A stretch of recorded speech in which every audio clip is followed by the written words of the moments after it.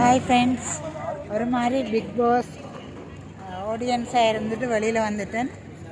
இன்னும் அடுத்த ஷோவுக்கும் இருக்கலாம். ஆனால் எனக்கு என்னோடய வந்தவைய அவள் போகிறபடியாக அடுத்த ஷோவுக்கு இருக்கலே இல்லை. விஜய் சேதுபதி எனக்கு லவ்யூன்னு சொல்லிட்டு இருப்பா.